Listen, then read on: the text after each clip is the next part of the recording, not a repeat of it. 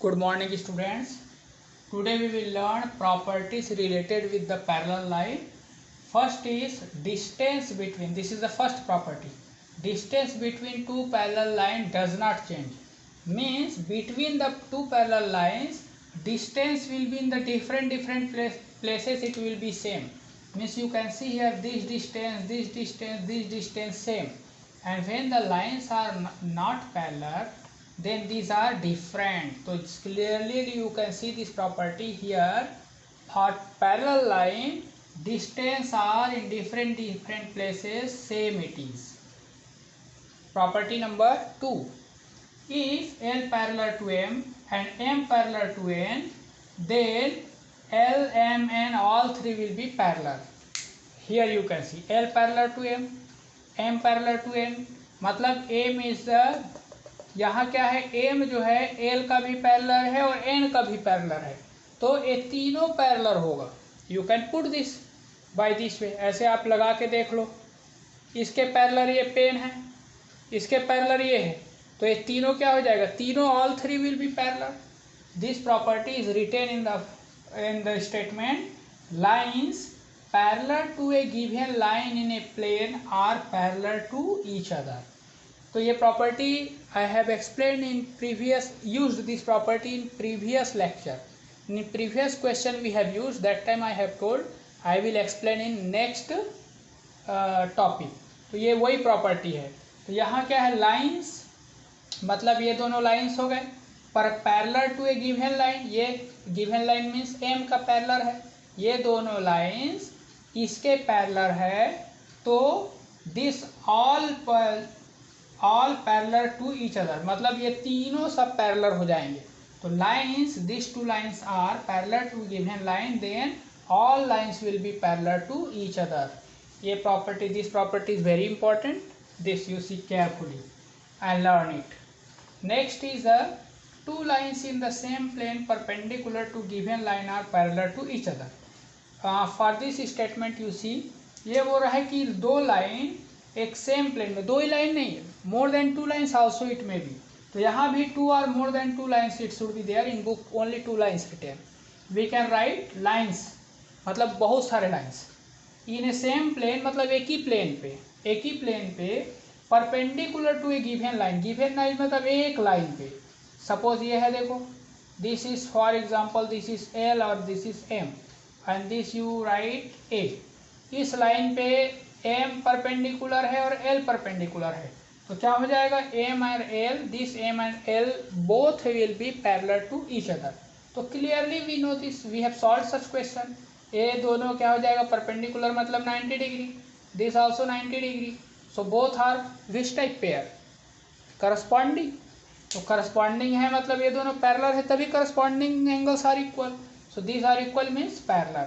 सो अब फ्यूचर में whenever such type situation will come, we will not write pair of corresponding angle. अब हम लोग क्या लिखेंगे, डायरेक्ट यदि ऐसा परपेंडिकुलर दो लाइन देखेंगे और पूछेगा क्या ये दोनों पैरेलल है, तो we will write yes by this property. इस प्रॉपर्टी को मेंशन कर देंगे. Two lines in the same plane perpendicular to given lines are parallel to each other. ऐसा लिखने का जरूरत नहीं है. If you will write then it's okay, no matter, you can write that also. तो अब आ जाओ क्वेश्चन नंबर दिस वर्कशीट 2.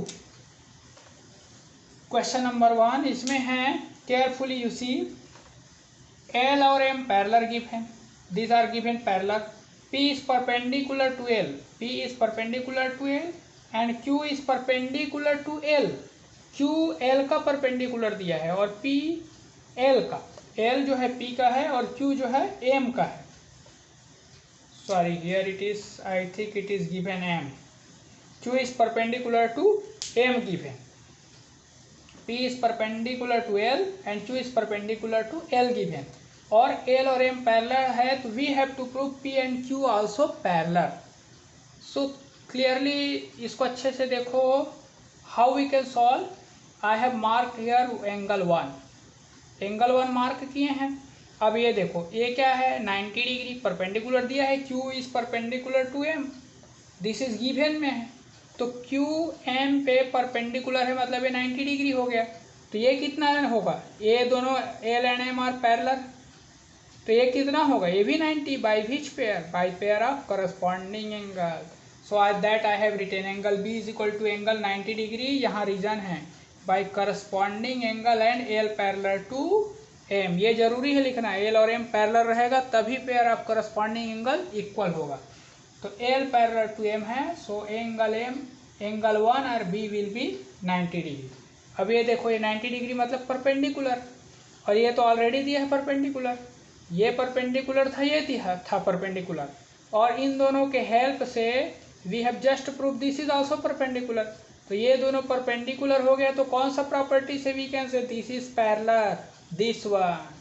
तो that I have written by property, देखो P परपेंडिकुलर टू L दिया था, अब Q perpendicular to L just now हम लोग प्रूव किए हैं, Q को इस पे 90 डिग्री बता दिए, तो अब दोनों लाइन एक ही लाइन पे परपेंडिकुलर हो गया L पे, तो that property two lines in the same plane perpendicular to given line are parallel to each other, by this property P और Q दोनों क्या हो गया, परपेंडिकुलर हो गया, सॉरी दोनों पैरेलल हो गया, P के पैरेलल टू Q।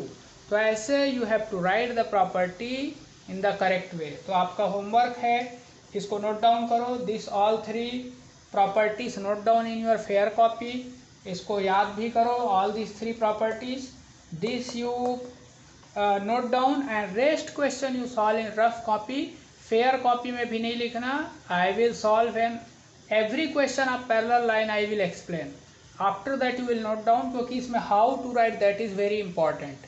इसको लिखना कैसे है प्रॉपर्टी के साथ हर क्वेश्चन में मैं बताऊंगा, तो that you try, but finally when I will give the solution then you will note down, okay.